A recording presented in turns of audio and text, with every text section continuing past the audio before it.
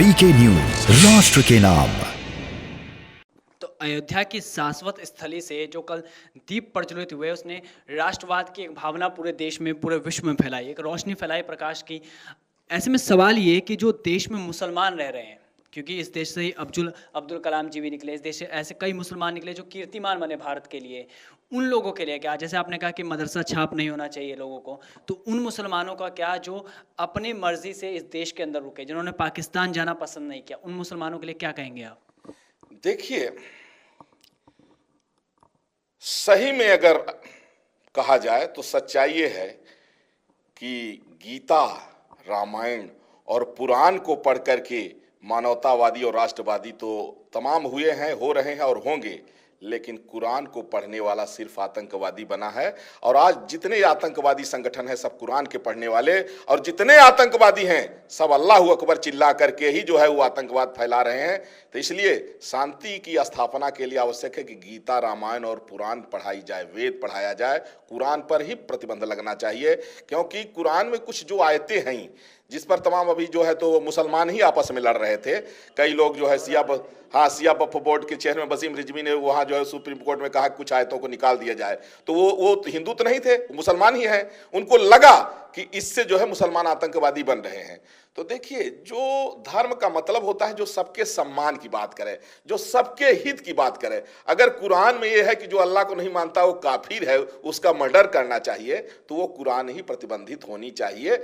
और ये जो कह रहे हैं कि जैसे कुछ अच्छे मुसलमान, बताता हूं, जो भारत की हार और पाकिस्तान की जीत पर जब पटाखे दागे जाते हैं, भारत में जश्न मनाया जाता है, जब पाकिस्तान जिंदाबाद के नारे लगते हैं, तब लगता है कि जिन मुसलमानों को भारत ने माइनॉरिटी का लाभ दिया, जिन मुसलमानों को बराबर से ज्यादा अधिकार दिया, जिन मुसलमानों को राष्ट्रपति कई बार बनाया गया, जिन मुसलमानों को आज भी तमाम सब्सिडी से लेकर के और तमाम नौकरियां दी जा रही हैं, इतने संसाधन दिए जा रहे हैं, उन मुसलमानों का भारत से प्रेम नहीं, पाकिस्तान से प्रेम है। तभी जब कोई भी मुस्लिम त्योहार आता है तो दो चार लोगों की बात नहीं कर रहा हूं, हजारों जगह से पाकिस्तान जिंदाबाद के नारे लगते हैं।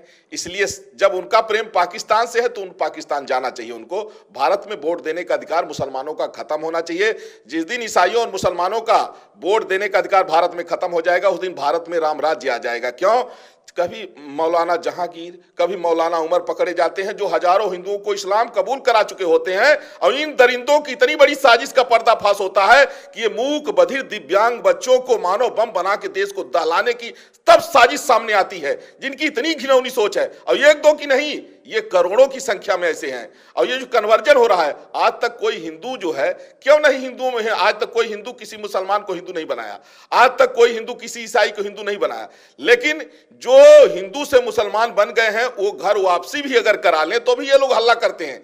भाई, अगर हिंदू को तुमने किसी प्रताड़ित करके, लोभ लालच दे करके ईसाई बनाया या मुसलमुल्ला बनाया, मुसलमान बनाया है, तो वो अगर अपने घर में वापस आना चाहते अपने धर्म में, उनकी अगर घर वापसी करा लें तभी ये चिल्लाने लगते हैं। इसलिए ईसाइयों का भी जो है वोट देने का अधिकार खत्म होना चाहिए, मुसलमानों को भी वोट देने का अधिकार खत्म होना चाहिए, भारत हिंदू राष्ट्र बनना चाहिए। क्यों? क्योंकि पूरे दुनिया में 204 देश हैं, हिंदुओं का एक भी देश नहीं है। 157 देश ईसाइयों के हैं और 57 जो है 56-57 मुसलमानों के इस्लामिक राष्ट्र हैं, लेकिन हिंदुओं का कोई राष्ट्र नहीं है। हिंदुस्तान हिंदू राष्ट्र बन जाएगा तो हिंदू बच जाएंगे, वरना जैसे कश्मीर में हिंदू भगाए गए, अगर पूरे देश से हिंदू भगाए जाएंगे तो कहां जाएंगे? वेस्ट बंगाल में अभी 2 मई को चुनाव परिणाम घोषित होने के बाद में जिस तरह से रोहिंग्याओं ने हिंदुओं की हत्या किया है, लाखों हिंदुओं का मर्डर हुआ, लाखों हिंदू बहन बेटियों के साथ में जो है वहां गैंग रेप किया गया, लाखों हिंदू पलायन करके वहां जाके जंगल में छिप गए। वहां के जो राज्यपाल हैं वो रो के कह रहे हैं कि आजादी के बाद में ये पहली बार ऐसा मंजर देखने को मिल रहा है। वहां के हिंदू, उन्होंने कहा कि वो गोड़ पकड़ के रोते हुए कहते हैं कि क्या बिना इस्लाम कबूल किए भारत में अब जीने का कोई दूसरा रास्ता नहीं है? दुर्भाग्य है। इसलिए आवश्यक है कि भारत को हिंदू राष्ट्र बनाया जाए। और ये जो 42वां संविधान संशोधन इमरजेंसी के दौरान इंदिरा ने किया है, इमरजेंसी के दौरान संविधान संशोधन करना ही गलत है।